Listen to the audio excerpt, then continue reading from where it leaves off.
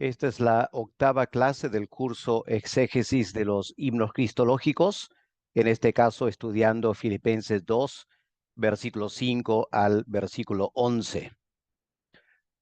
Hoy tenemos el tema de la humillación y la muerte de Cristo, tal como el apóstol Pablo lo presenta en Filipenses 2 y el versículo 8. Aquí está el texto en la Reina Valera, y estando en la condición de hombre, se humilló a sí mismo, haciéndose obediente hasta la muerte y muerte de cruz. Palabras que podemos leer rápidamente, que muchos creyentes leen de esa manera, pero el valor de la exégesis es que nos permite leer lentamente, analizando cada frase, estudiando las palabras, la estructura, y de esa manera vamos a notar muchísimas otras cosas que una lectura superficial no nos permite tener. Y este es el valor de hacer exégesis, y espero que no solo están disfrutando este curso, sino que están aprendiendo el método a seguir para que ustedes mismos lo puedan aplicar en todo su ministerio en el estudio de la palabra de Dios. Vamos a empezar mirando la estructura general del pasaje que tenemos por delante. En el versículo, en el versículo 7, el apóstol Pablo usó esta frase en la Reina Valera: se despojó a sí mismo. Vimos que el texto en griego significa vaciarse. Ahora, es muy importante recalcar, Dios el Hijo no se despojó de su naturaleza divina. Eso sería erróneo. Se despojó a sí mismo como persona. Es decir, se vació a sí mismo. La actitud que él tenía hacia su persona era la disposición, entre comillas, de vaciarse, de llegar aquí a la tierra y presentarse en una forma muy diferente de lo que realmente era. De esta manera, él llegó a tener una naturaleza humana y ser semejante a los hombres. Pero lo que ahora vamos a notar es que ese vaciamiento del versículo 7 no completó esta actitud y acción de el eterno Hijo de Dios como persona. Porque ahora que está en la condición de hombre, con esta naturaleza humana, tenemos un segundo momento en el vaciamiento del Hijo de Dios. Ahora se humilló a sí mismo. Es importante notar el paralelismo entre se despojó a sí mismo, versículo 7, y se humilló a sí mismo, en versículo 8. Lo vamos a ver en un momento. Ahora, como resultado de este segundo momento de humillarse a sí mismo, Dios el Hijo vino a ser obediente hasta la muerte. Y no cualquier manera de morir, sino una muerte muy particular, la muerte de cruz. Ahora, notemos que en versículo 6, el apóstol Pablo usó dos frases para señalar la naturaleza divina de Dios el Hijo, ¿no es cierto? Frase número 1, siendo en forma de Dios. Frase número 2, no estimó el ser igual a Dios como cosa que aferrarse. Así que dos frases que resaltan la naturaleza divina. Ahora tenemos dos frases que señalan la verdadera encarnación en versículo 7.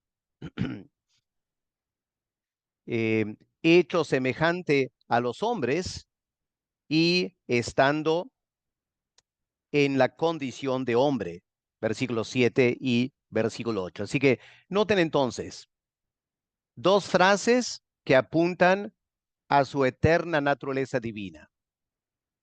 Dos frases que apuntan a la verdadera encarnación, la naturaleza humana, hecho semejante a los hombres y estando en la condición de hombre.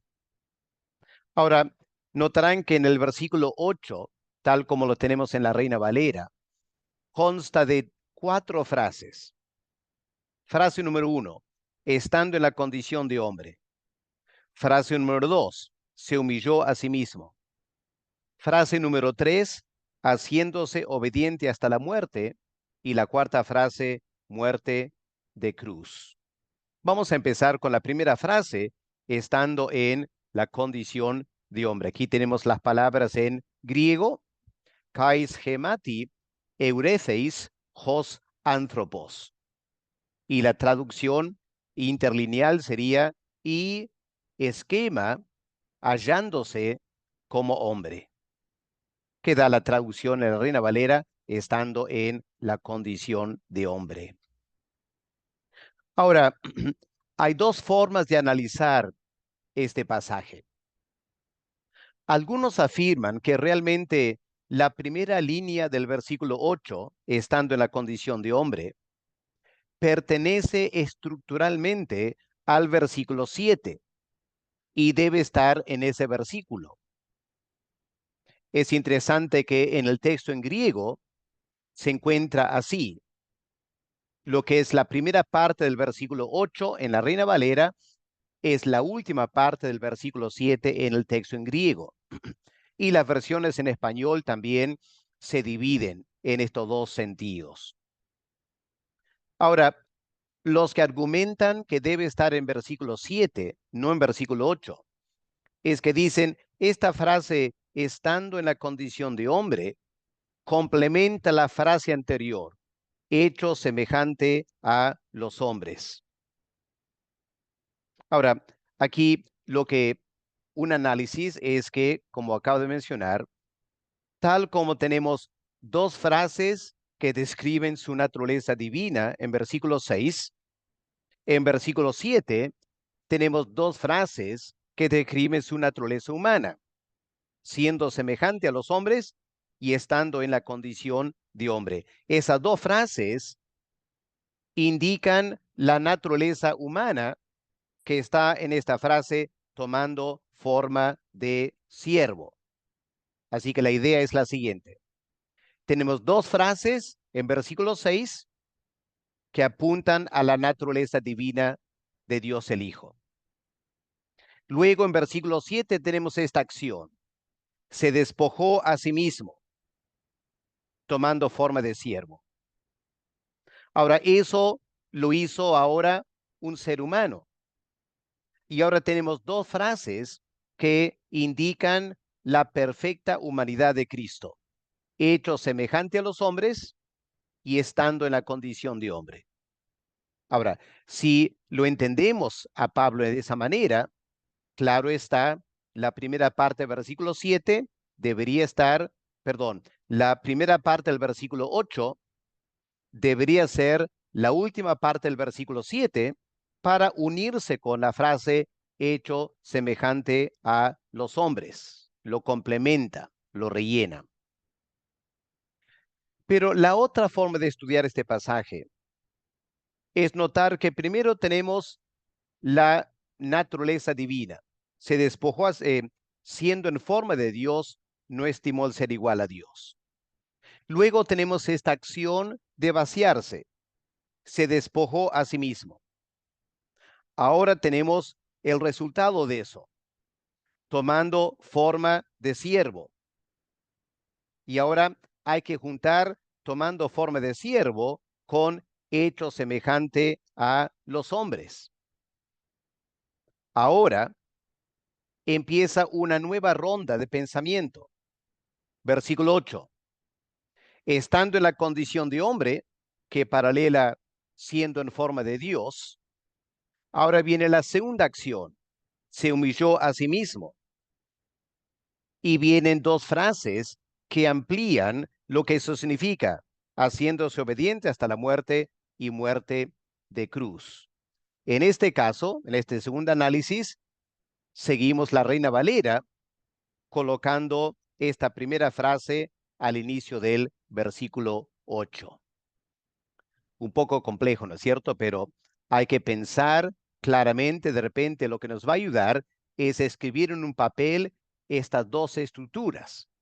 De esa manera va a quedar más claro en nuestra mente las dos alternativas y cada uno puede decidir cómo ordenar el pasaje, dónde incluir esta frase estando en la condición de hombre. Al final, en realidad, no cambia mucho el significado de o el trabajo exegético. Solo es un asunto interesante para notar cómo comentaristas han analizado la mente del apóstol Pablo.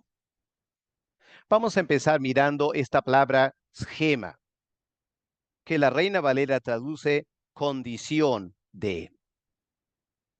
En realidad, esta palabra schema en griego tiene la idea de la forma externa de algo, que muchas veces también es una forma transitoria. Es como usamos en español la palabra forma, que claro, en nosotros es diferente de la palabra morfe en griego, que significa las características intrínsecas de una persona. Eso está en versículo 6. Morfe, forma de.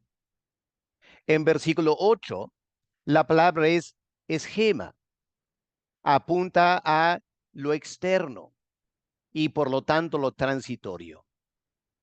Aquí lo que Pablo está diciendo es que al encarnarse, Dios el Hijo tomó un verdadero cuerpo humano, igual al que Adán, igual las mismas características que tenía el cuerpo de Adán.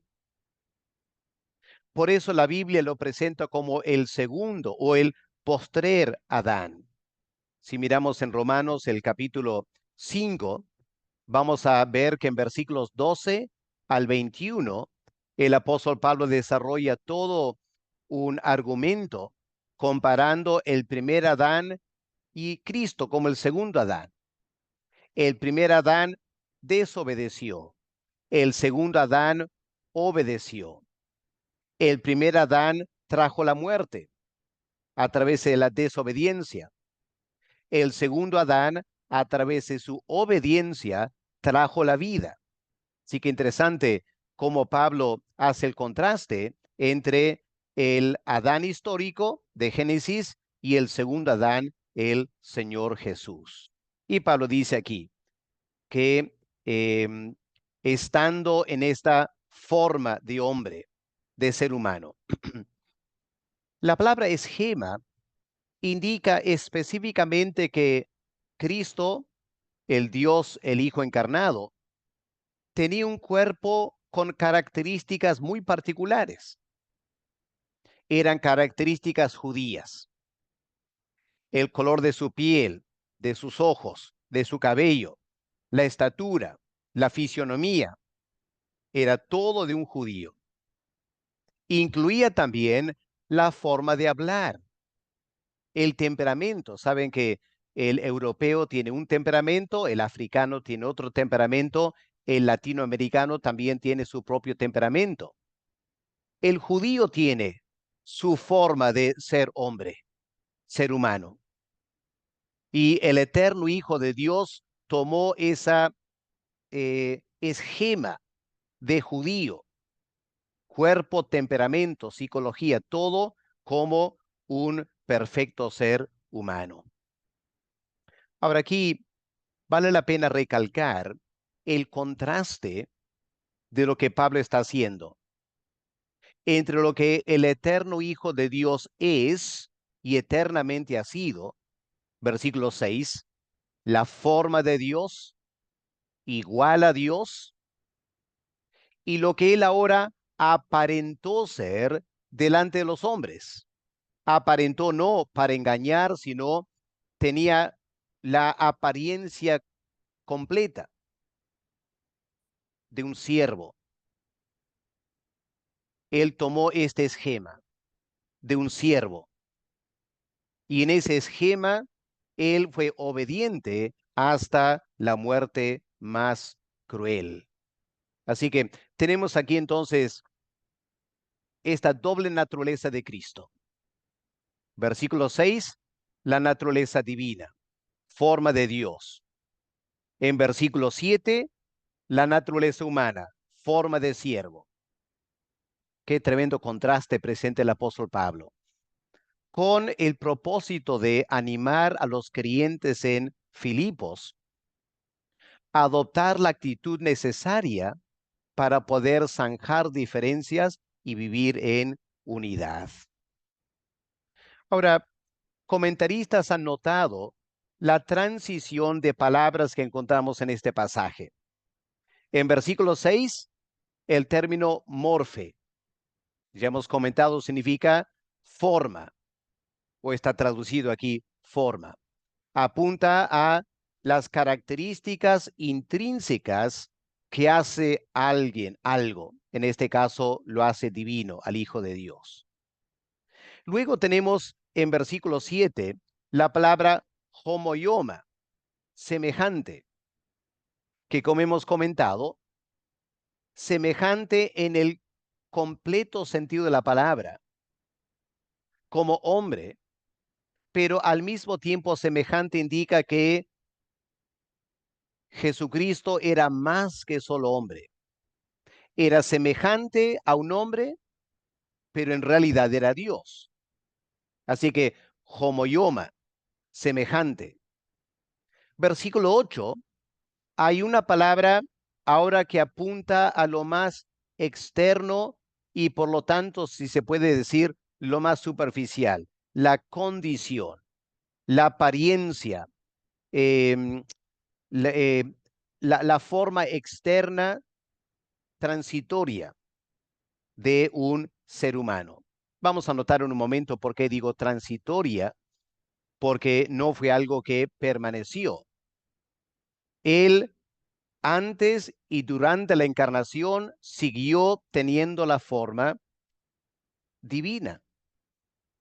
En la encarnación tomó la semejanza de hombre y para siempre tendrá la semejanza de hombre por toda la eternidad. Pero la esquema de hombre judío no fue permanente, fue algo transitorio que vamos a explicar en un momento. Así que hay que notar las diferencias sutiles en estas tres palabras. Porque este término esquema, la Reina Valera traduce condición, incluyó su nacimiento como bebé. Esto no está incluido quizás necesariamente en la palabra semejanza de hombre. Ahí está hablando de la totalidad de su persona. Pero el esquema de hombre tiene que ver con ciertas características externas que se dieron durante la encarnación. Por ejemplo, él nació como bebé, pero no quedó como bebé. Fue una forma externa transitoria. También en ese esquema de hombre necesitaba comer para crecer. Ahora ya no necesita comer. Ahora ya no crece. Fue un esquema provisional transitorio. Ahora, este esquema de hombre que lo hizo por una etapa ser niño y joven, apunta al sometimiento de Cristo a José y María y la obediencia a José y María.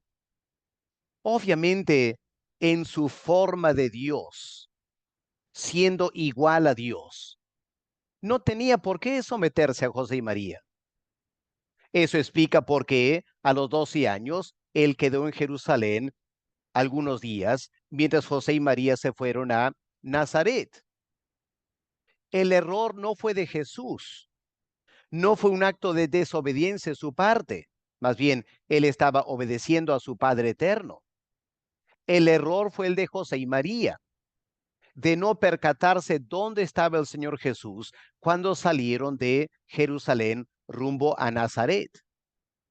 Pero es interesante que cuando el Señor vuelve otra vez a Nazaret a los 12 años, dice Lucas 2, versículo 51, que se sometió a sus padres y obedeció a sus padres. ¿Por qué? Porque tenía este esquema de hombre.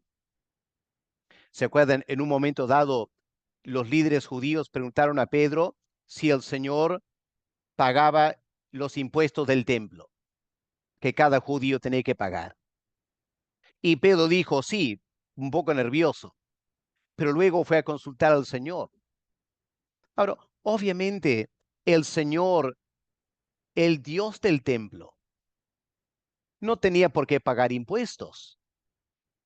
Pero él vino en esquema de hombre judío. Las personas lo veían como un judío. Claramente no era gentil, era un hombre judío. Por lo tanto, él tenía que pagar el impuesto al templo porque tenía este esquema de hombre judío. Ahora en la gloria no tiene ese esquema. Fue algo transitorio.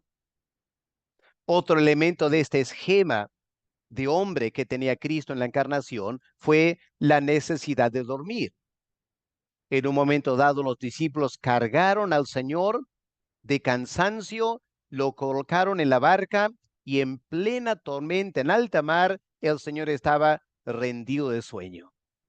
Ahí está el esquema de hombre, una forma externa, temporal, transitoria, porque ahora en la gloria, con cuerpo glorificado, ya no necesita dormir, ¿no es cierto? El Señor Jesús.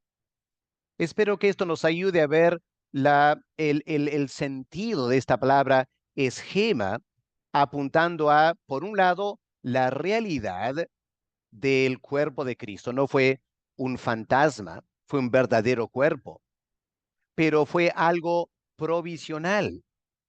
Y hay una diferencia ahora en la gloria. Ahora, aquí tenemos un asunto interesante en la Reina Valera, porque la Reina Valera en versículo 8 dice, estando en la condición, que da la impresión que el verbo en griego es el verbo estar, en tiempo presente continuo, estando. Y en esa manera podían decir, es similar al versículo 6, siendo en forma de Dios. Es aquí donde la exégesis nos ayuda. Porque en primer lugar, el verbo en griego no es estar, es el verbo euretheis, que viene del verbo eurisco, que significa hallar o encontrar. Y tampoco es el tiempo presente continuo, como lo es en versículo 6, siendo. Es un auristo, participio auristo. Por lo tanto, debemos traducir esta palabra encontrándose, hallándose, entendiendo que se trata de un auristo, una acción puntual. No es un tiempo presente continuo, es una acción, hallándose por un tiempo transitorio en esquema de hombre. Así que aquí ese detalle es importante notar en nuestro entendimiento exegético del versículo 8. Ahora, para sustentar esto, en versículo 6, el verbo siendo en forma de Dios es tiempo presente. Pero cuando vamos al versículo 7, todos los verbos están en el auristo. Se despojó, tomando forma, hecho semejante. Todos son auristos. Los últimos dos verbos, es decir, tomando forma, hecho semejante, son participios auristos. Y es lo mismo que tenemos en el versículo 8, estando en la condición de hombre. En otras palabras, todos apuntan al resultado de la acción principal, que es el verbo se vació, en versículo 7. Ese es el verbo principal. Es un auristo. En un momento dado, el eterno Hijo de Dios se vació de sí mismo. Repito, no de su naturaleza divina, se vació a sí mismo como persona. Y eso dio lugar a esta condición que tenemos tomando forma de siervo, hecho semejante a los hombres. Y en versículo 8 continúa este auristo participio estando en la condición de hombre.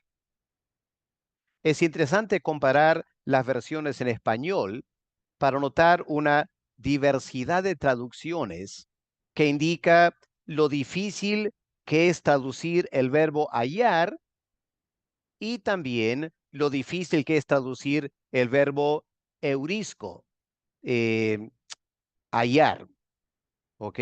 Así que dos dificultades aquí en la traducción. La nueva versión internacional interpreta el verbo hallar, noten, interpreta, no traduce. Interpreta el verbo hallar y pone como su versión al manifestarse como hombre. Pero el verbo no es manifestar, el verbo es hallar o encontrarse. Y no traducen la palabra schema. Ahora, Dios habla hoy, coloca esta frase en el versículo 7, ¿ya? Siguiendo el texto en griego, pero traduce de una forma muy deficiente. Dios habla hoy, presentándose como un hombre cualquiera. Bueno, cualquiera no es una buena traducción de esquema, porque se presenta para un concepto peyorativo. Bueno, Jesús era un hombre cualquiera, y eso no es saludable en una traducción. La NTV también ubica esta frase en el versículo 7. Traduce un poco mejor. Cuando apareció en forma de hombre. Apareció la traducción del verbo eurisco, hallar o encontrar. Y pone en forma de hombre.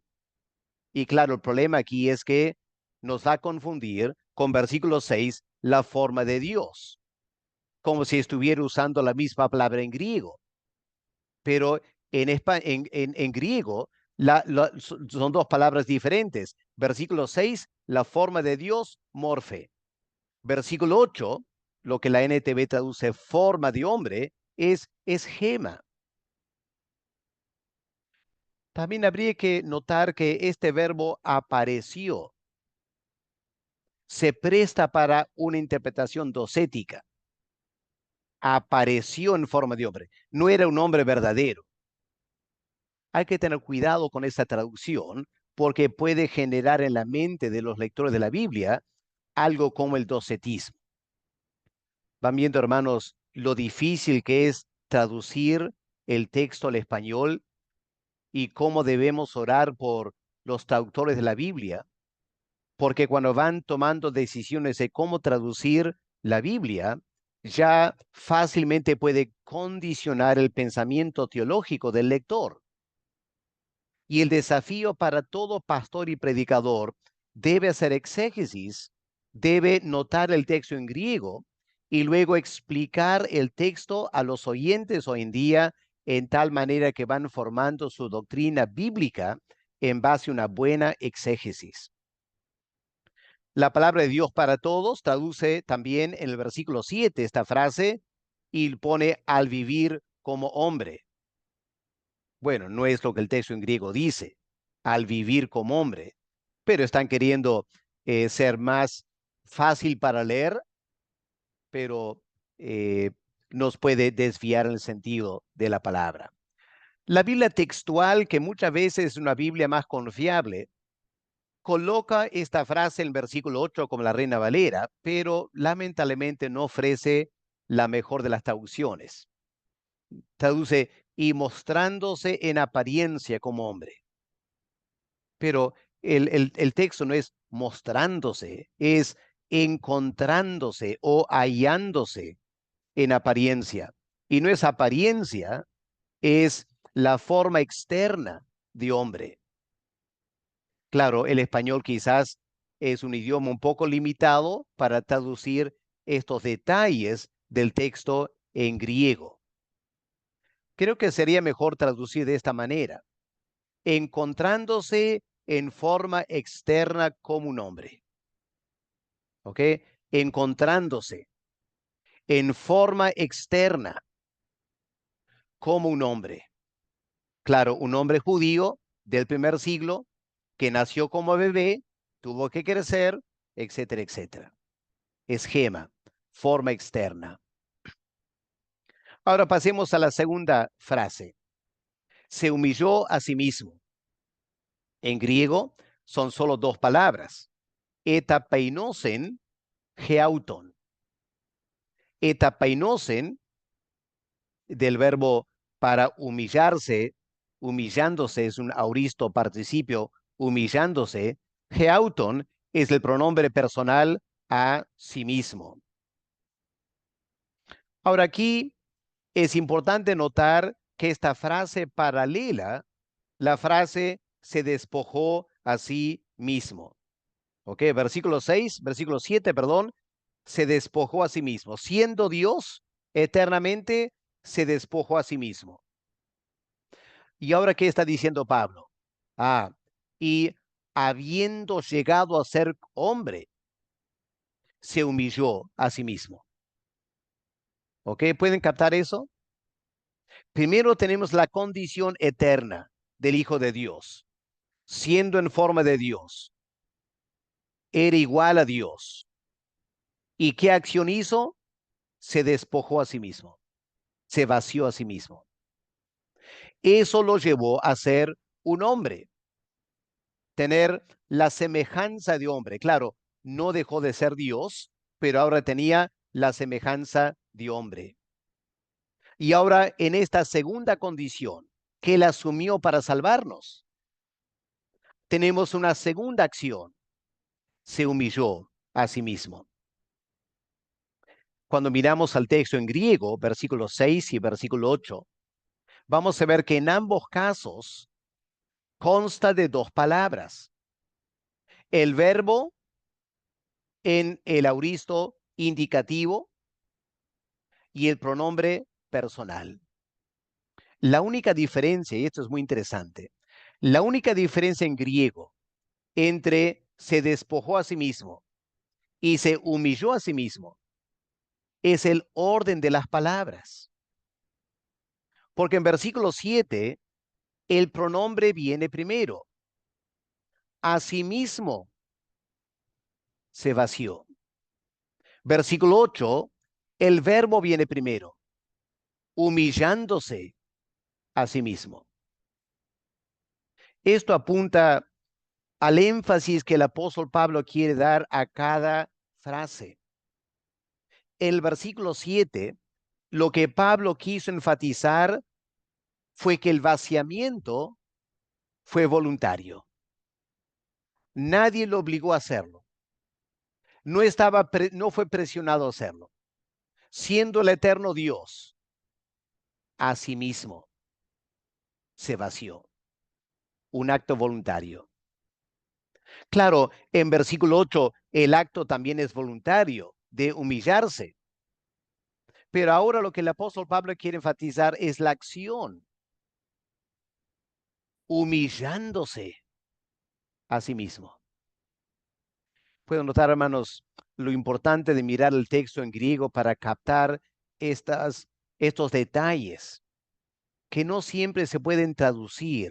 Es un asunto de ser sensible, captar la idea del texto en griego, no solo por las palabras en sí, sino el orden de las palabras y lo que ese orden, por qué Pablo pone en ese orden, qué es lo que él está queriendo dar a entender. Muy importante notar esos detalles. Ahora, el punto de partida para Pablo, para entender la frase se despojó a sí mismo, en versículo 7, es la forma de Dios. Es decir, siendo en forma de Dios, es su punto de partida, ahora se despojó a sí mismo. Pero en versículo 8, el punto de partida es forma de siervo. Por eso es importante notar que la palabra en griego es la misma en esas dos frases, morfe de Dios, morfe de dulos.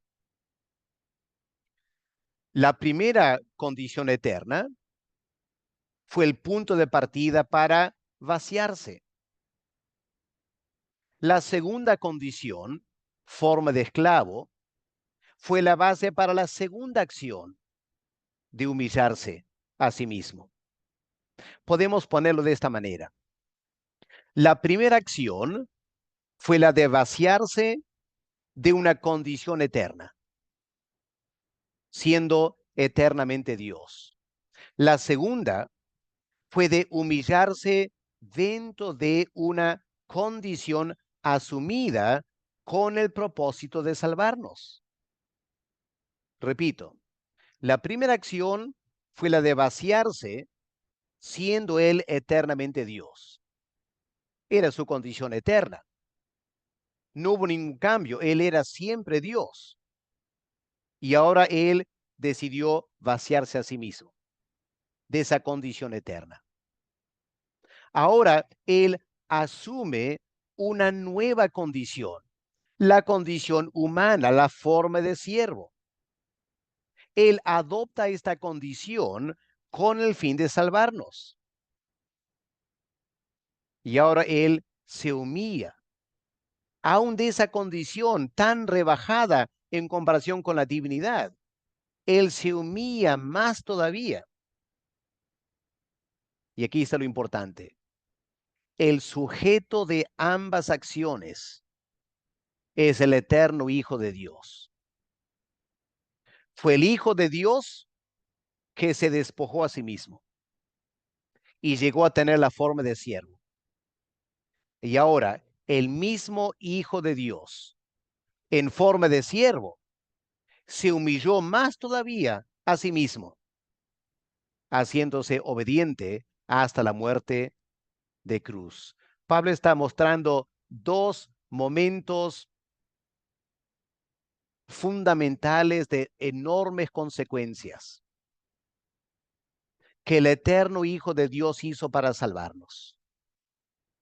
Primero se vació, pero ese vaciamiento, por dramático que fue, por sacrificial que fue para el Hijo de Dios, no era capaz de salvarnos. Somos salvos no porque se vació a sí mismo como Dios. Somos salvos porque habiéndose vaciado a sí mismo en su condición de hombre, se humilló a sí mismo para morir en la cruz del Calvario por nosotros. Qué profundidad, ¿no es cierto?, de lo que el apóstol Pablo está diciendo aquí. Por eso hay que leer, estudiar, meditar bien este relato, este texto de Filipenses para entender todo lo que el apóstol Pablo está diciendo aquí. Ahora, el profeta Isaías apunta a este elemento de la humillación del Hijo de Dios cuando escribe las siguientes palabras en Isaías 53, versículos 2 al 4. Escuchemos a la luz de este estudio que estamos haciendo de Filipenses 2, versículo 8. Aquí está el humillarse. Subirá cual renuevo delante de él. Este es su esquema de hombre. Subirá cual renuevo delante de él como raíz de tierra seca, una plantita medio moribunda. Fue como Cristo, siendo hombre, se humilló a ser. No hay parecer en él, ni hermosura. Le veremos más sin atractivo para que le deseemos. Despreciado, desechado entre los hombres. Aquí está el esquema. Varón de dolores, experimentado en quebrantos, lo que la gente veía cuando contemplaba a Jesús de Nazaret. Como que escondimos de él el rostro, el menosprecio de los líderes judíos, los fariseos, el sumo sacerdote, los romanos, Herodes, Pilato, despreciado entre los hombres. Varón de dolores, experimentado en quebranto, escondimos de él el rostro, fue menospreciado no lo estimamos y ciertamente llevó él nuestras enfermedades y sufrió nuestros dolores. Hermanos, hay que meditar en todo esto y pensar que está hablando del eterno Hijo de Dios. Claro, era Jesús de Nazaret, pero a veces cuando leemos Isaías 53 nos olvidamos de la deidad de Cristo. Esto fue el eterno Hijo de Dios, se sometió a todo esto voluntariamente para salvarnos. Vamos a la tercera frase, Filipenses 2:8, haciéndose obediente hasta la muerte. Aquí está la primera expresión de esta humillación. Se humilló a sí mismo, en primer lugar, haciéndose obediente hasta la muerte. El texto en griego, genómenos, jupecos, mejri, thanatou, haciéndose obediente hasta el punto de muerte. Durante toda su vida, el Señor Jesús fue obediente a Dios el Padre, ¿no es cierto? Desde antes de la eternidad y durante sus años de encarnación aquí en la tierra. Obedeció a Dios el Padre. En primer lugar, obviamente, obedeció al Padre sometiéndose a la ley de Dios. Esto es algo que todo judío tenía que hacer. Y como el Señor Jesús se encarnó bajo la ley, era natural que tuvo que obedecer la ley de Dios. Por eso iba a Jerusalén para la fiesta de la Pascua. Dios el Padre lo había ordenado. Por eso él fue circuncidado. Dios el Padre lo había ordenado, etcétera. Pero no solo se sometió a la ley de Dios, sino que fue más allá todavía. Se sometió exclusivamente a hacer la voluntad del Padre a lo largo de su vida y ministerio terrenal.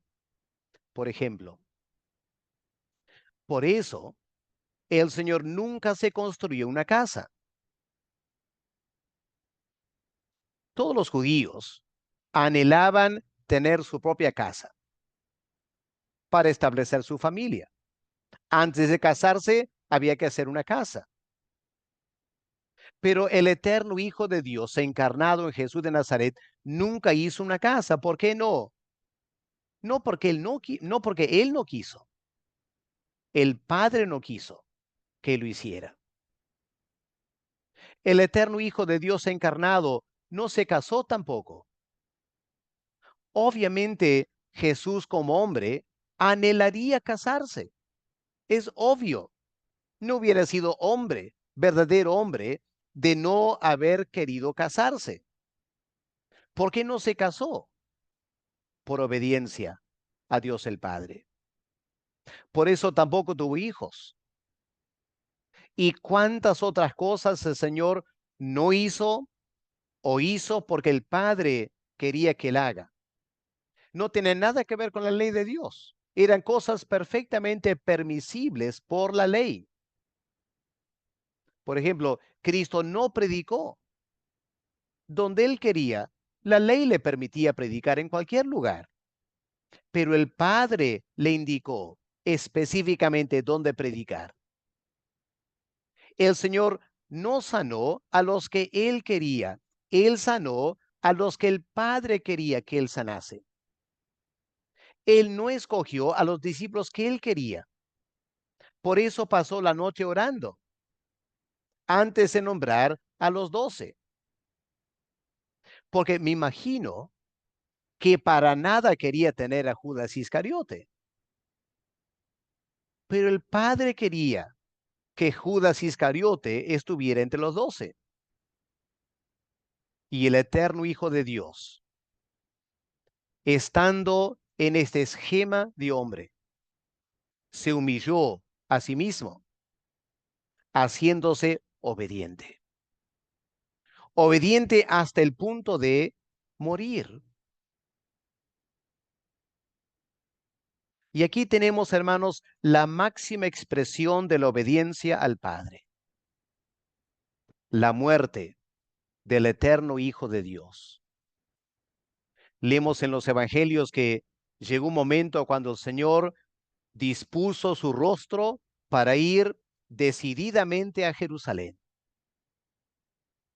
sabiendo que ahí las autoridades lo estaban esperando para arrestarlo y para matarlo.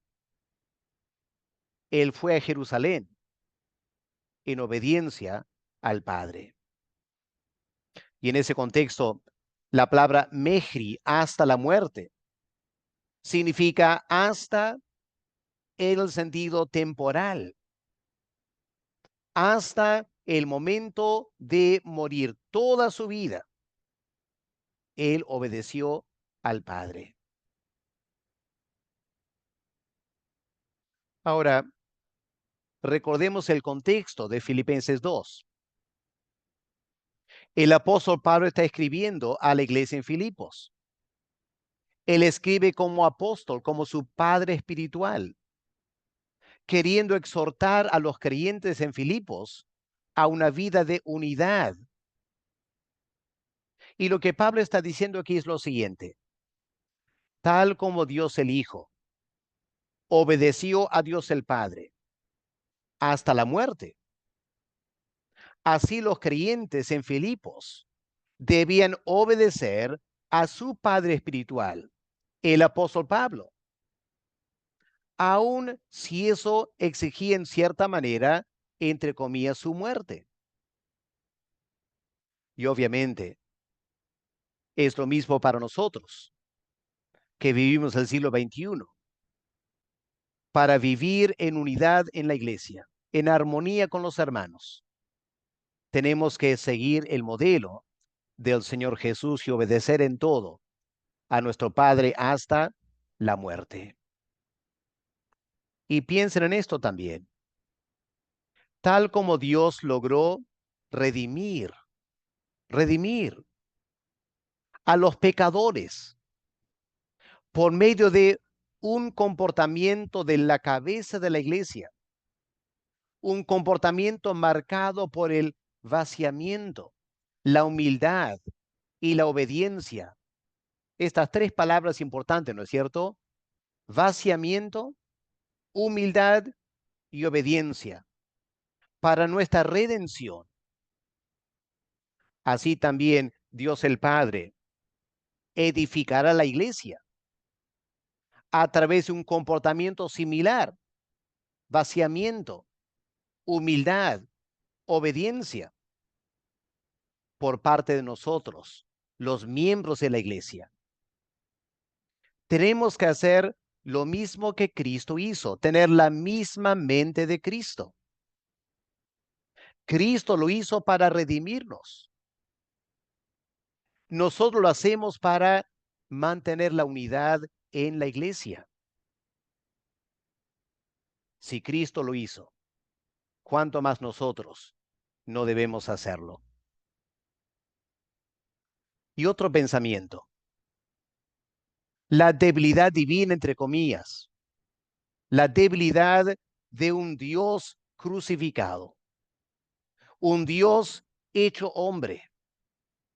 Esas características de Isaías 53, ese conjunto de debilidades, entre comillas, divinas, para el mundo es un escándalo, ¿no es cierto?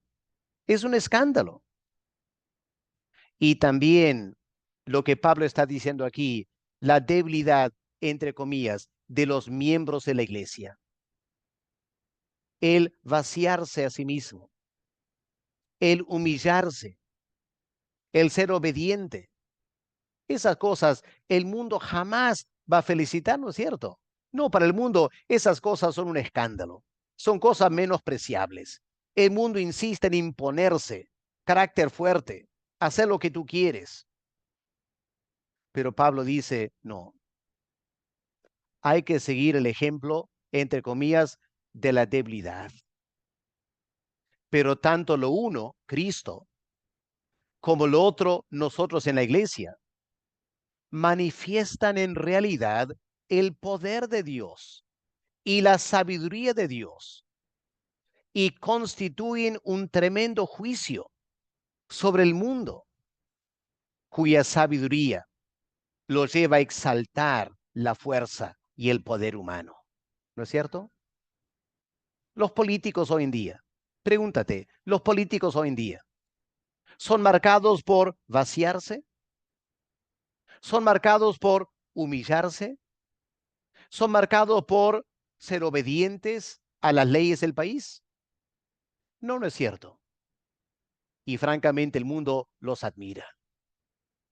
El mundo se jacta de ser fuerte, imponente, atropellar a los demás, salir adelante tú mismo. Pero la muerte de Cristo en la cruz y la manera que los creyentes se vacían, se humillan y obedecen para vivir juntos en la armonía en la iglesia local.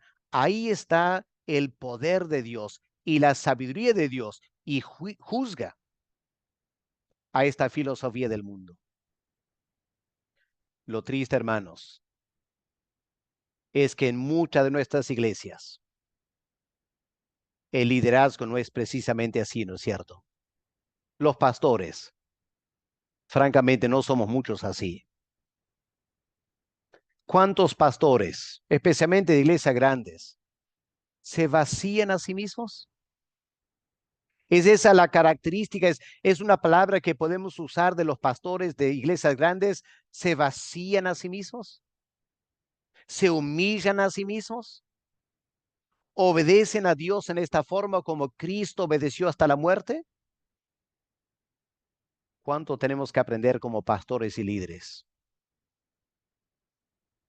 ¿Cómo esperamos que la membresía se porte de esta manera si los líderes no lo hacemos? Pero esta es la manera de tener la iglesia en unidad.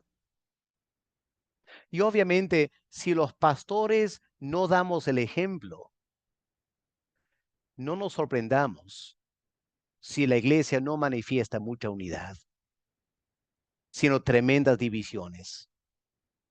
La iglesia necesita ver en los pastores este ejemplo de Cristo para que ellos puedan seguirnos a nosotros. Un gran desafío, ¿no es cierto? Vamos a la última frase, muerte de cruz. 3 palabras, Thanatu de Stauru, muerte hasta cruz. Obviamente, la obediencia de Dios el Hijo al Padre encuentra su máxima expresión en la muerte en la cruz. No fue cualquier muerte, fue la muerte más terrible que los romanos jamás idearon. No fue la muerte de un siervo agotado por el cansancio del trabajo. Tampoco fue la muerte de un soldado que cae en el campo de batalla. No, fue una muerte lenta, agonizante, humillante de un criminal. Hasta ese punto llegó el eterno Hijo de Dios. Estando en esta condición, estando en esta, siendo en forma de siervo. Esta semejanza, forma externa de hombre, se humilló a sí mismo a una vida de total obediencia, negándose todo lo que él quería para hacer solo lo que el Padre quería. Y al final murió esta clase de muerte como un criminal. Muerte lenta, agonizante y tremendamente humillante. Hermanos, fue la clase de muerte que nosotros merecemos, ¿no es cierto? Porque los criminales somos nosotros, rebeldes contra Dios, totalmente contaminados por el pecado. El eterno Hijo de Dios murió la clase de muerte que nosotros deberíamos morir. Y como Pablo dice en Romanos 5:19, fue la obediencia de Cristo que subsanó nuestra desobediencia. La desobediencia de Adán y luego todas nuestras desobediencias particulares fueron subsanadas por esta obediencia con O mayúscula de la muerte de Cristo en la cruz. Ahora, notemos este detalle importante. Pablo no presenta la muerte de Cristo aquí como una muerte expiatoria, porque tal muerte no es un ejemplo para nosotros a seguir, ¿no es cierto? Pablo no está diciendo, hermanos, mueran ustedes los unos por los otros para expiar su pecado. No, ese concepto de morir para expiar el pecado fue algo exclusivo de Cristo. Lo que Pablo tiene en mente es la muerte que es consecuencia de la obediencia a Dios, la máxima expresión de la obediencia a Dios. El paralelo para nosotros es lo que Pablo escribe en Romanos 12, versículo 1. Tenemos que presentarnos como un sacrificio vivo, santo, agradable a Dios el Padre. Esa entrega a Él. O en Hebreos capítulo 10, donde el autor dice, Dios el Padre preparó un cuerpo para Cristo. Y la actitud de Cristo fue, vino a este mundo para obedecer al Padre. De igual modo nosotros, siguiendo ese ejemplo de Cristo, de obediencia, vivimos la vida cristiana en este cuerpo que Dios nos ha dado. Y debemos dedicarnos a la obediencia total al Padre, aun si eso conlleve la muerte, porque es el ejemplo que el Señor Jesús nos dio. Pero también habría que reconocer que la muerte en la cruz fue una muerte que daba a entender que la persona moría bajo la maldición de Dios, como Pablo resalta en Gálatas 3, versículo 13. Maldito el hombre que cuelga en el madero. Y eso nos lleva a la descripción de la muerte de Cristo en Isaías 53, versículos 5 y 6, que claramente está hablando de la muerte expiatoria de Cristo. Él murió por nuestros pecados. Así que, aunque Pablo no lo presenta en esa manera, una muerte expiatoria, la referencia a la cruz ya nos lleva a ese concepto, aunque obviamente no es para nosotros seguir ese ejemplo. Hermanos, la muerte en la cruz fue el apogeo, en el sentido invertido de la palabra, de su vaciamiento y humillación, empezando en la forma de Dios aquí arriba, siendo igual a Dios, se fue bajando, se vació a sí mismo, tomando forma de hombre, y luego, estando en forma de hombre, se humilló a sí mismo y vino a ser obediente, y siendo obediente, se rebajó más todavía a la muerte en la cruz. Como comenta el Robertson en Imágenes Verbales del Nuevo Testamento, este es el último peldaño de la escalera del trono de Dios. Se supone una escalera descendiente, ¿no es cierto? Es el último peldaño, el más bajo de esta tremenda escalera que empezó en el trono de Dios. El eterno Hijo de Dios, encarnado en Jesús de Nazaret, descendió hasta la muerte, y la muerte más despreciada de todas, la muerte de un criminal condenado en la cruz maldita. Para concluir, aquí el apóstol Pablo no está presentando la doctrina de la persona de Cristo y la obra de Cristo como un artículo de fe que solo tenemos que creer. No, es un modelo de vida que debemos seguir. Fácil creer, ¿no es cierto? Todo el mundo quiere creer. Creer no nos cuesta nada. Vivir es lo que cuesta.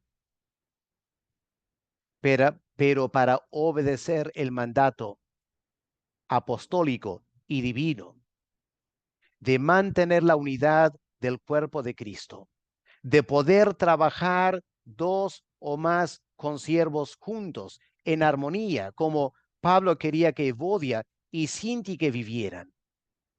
La única manera de hacer eso es seguir este ejemplo de Cristo, vaciarnos de lo que somos por naturaleza, de repente mejor que otros. Hay que vaciarnos. Y luego de habernos vaciado, hay que humillarnos. Y si es necesario, hay que morir, dejar que otro gane, que otro triunfe. Yo muero. Lo importante no es mantener mi vida. Lo importante es mantener la unidad del cuerpo de Cristo.